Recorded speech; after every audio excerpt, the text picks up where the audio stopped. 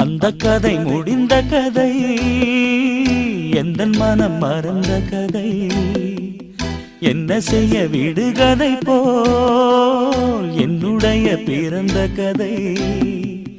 காலங்கள் தான் போன பின்னும் காயங்கள் ஆறவில்லை, வேதனை தீரவில்லை.